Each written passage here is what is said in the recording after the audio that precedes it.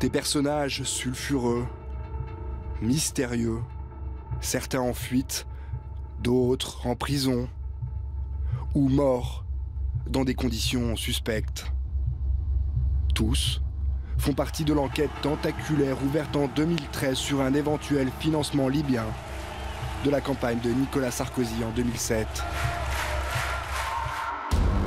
Personnage clé dans cette histoire, Alexandre Djouri. Depuis plus de 20 ans, l'ancien petit caïd de banlieue gravite dans la sphère politique.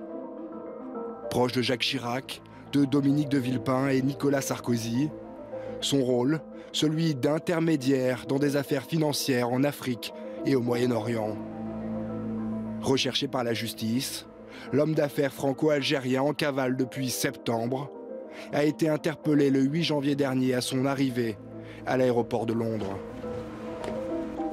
Alexandre Djouri est actuellement hospitalisé suite à un problème cardiaque. Si son état le permet, il pourrait être extradé en France dans les prochains mois. Autre protagoniste, un autre intermédiaire, Ziad Takedine, bien connu de la justice et des médias. Il se définit lui-même comme le porteur de valises. Il aurait transporté, entre 2006 et 2007, 5 millions d'euros. Oui, Kadhafi a payé Sarkozy. A payé pour la campagne, a payé pour autre chose, c'est pas mon problème. Il a été mis en examen le 7 décembre dernier pour complicité de corruption et trafic d'influence, actif et passif.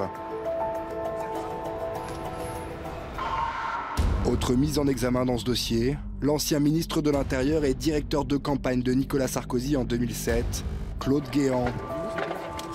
Plusieurs éléments intriguent les enquêteurs. Pendant 10 ans, de 2003 à 2012, l'ancien ministre n'a retiré que 800 € de son compte bancaire, soit 7 € par mois à peine. En 2008, il achète un appartement à 720 000 €, payé cash, de l'argent qui proviendrait en grande partie, selon Claude Guéant, de la vente de 2 tableaux d'un peintre flamand peu connu à un avocat originaire de Malaisie.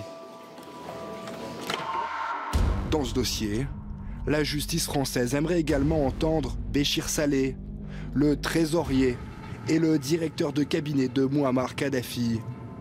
Il était son homme de confiance.